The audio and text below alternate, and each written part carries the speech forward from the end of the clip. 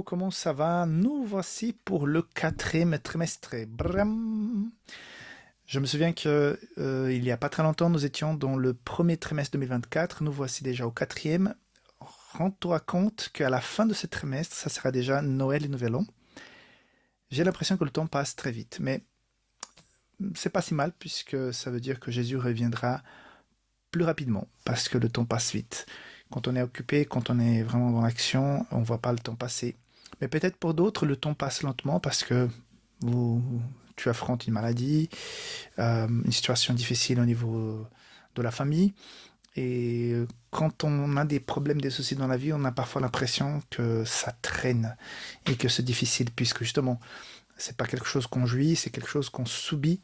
Donc c'est plus compliqué. Je ne sais pas quelle est la situation que tu vis actuellement. Sache que le Seigneur est avec nous, il nous accompagne quand nous avons beaucoup à faire et il nous accompagne aussi quand les choses ne vont pas très fort. Comme je dis toujours, nous avons un groupe de soutien que pourra t'aider dans la prière et dans l'intercession. Si jamais en bas de cette vidéo, tu as un lien pour pouvoir demander de l'aide. Concernant la leçon de ce trimestre, on est donc sur l'évangile de Jean. Ça ne sera pas une étude si systématique comme c'était avec Marc.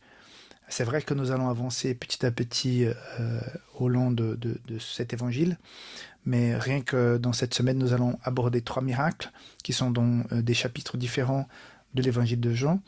Donc on va faire un petit peu des allers-retours. Les auteurs de l'école de sabbat ce trimestre, ce sont un professeur du Nouveau Testament d'Andrus et l'ancien assistant du BRI, qui est l'Institut de recherche biblique de l'Église adventiste dans la conférence générale. Donc deux personnes qui sont hautement capables, qui vont nous offrir une leçon assez intéressante, rien que par rapport à cette première leçon. J'ai commencé déjà à étudier les suivantes. Elles sont bien articulées, bien structurées, et je pense que nous aurons du plaisir de revoir, pour certains qui sont déjà rodés, et pour d'autres, de comprendre davantage l'évangile de Jean et les actions de Jésus. C'est le cœur de la leçon ce trimestre, c'est pour montrer que Jésus est le Messie, que Jésus est la solution, que Jésus est notre Sauveur, qui est le Fils de Dieu.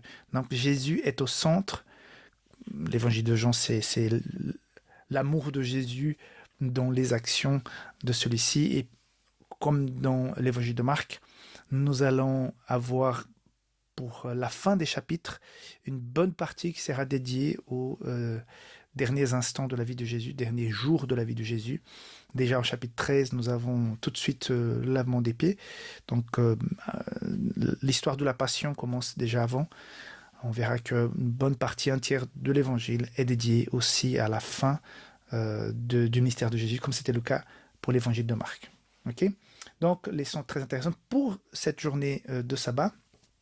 Ce que je voudrais aborder, c'est cette importance d'avoir cette confiance,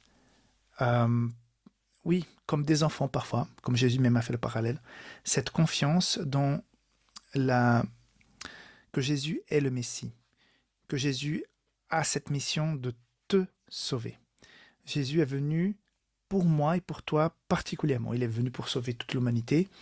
Mais ce qu'on va rencontrer dans cet évangile, c'est cette rencontre personnelle que Jésus fait.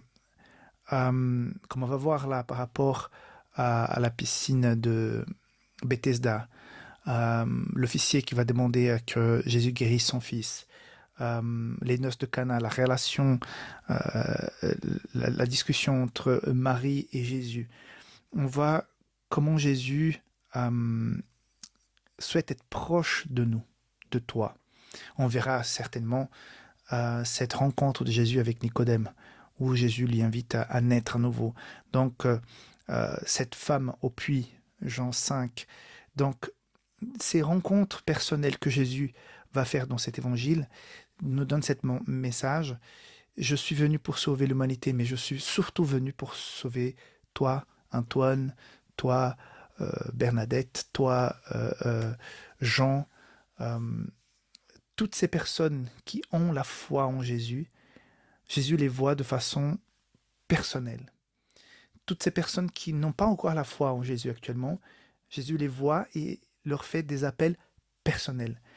Je sens dans cet évangile de Jean cette nécessité, ce besoin de relation personnelle avec le Christ. Le Christ vient et il va enseigner des milliards de personnes avec une, une, euh, une discussion en particulier avec une personne. Donc il va dans le personnel avec quelqu'un pour donner des enseignements universels.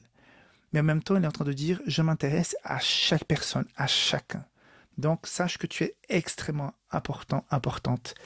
Tu n'es pas né par hasard, nous ne sommes pas nés par hasard. Si nous vivons, si nous existons, c'est par la grâce, c'est un miracle de la vie qui vient de la part de Dieu. Et si nous existons, nous avons l'occasion, l'opportunité, la chance de pouvoir choisir en toute liberté si nous voulons plus, si nous voulons aller plus loin, si nous voulons la vie éternelle. Et c'est l'invitation que Jésus nous fait à travers l'évangile de Jean pendant tout ce trimestre. Un Jésus personnel qui vient là parler avec cette femme au puits, qui vient parler avec Nicodème, qui vient parler avec... qui écoute cet officier qui vient lui parler, qui va parler avec ce paralytique qui est à la piscine, qui cherche une façon de s'en sortir. Jésus qui vient vers nous, dans le privé, pour nous parler, pour nous consulter, pour nous inspirer, pour nous inviter. C'est beau ça. Voilà, c'est ça qui nous attend pendant ce trimestre. Que Dieu te bénisse. On se voit demain pour la leçon du dimanche. Bye bye.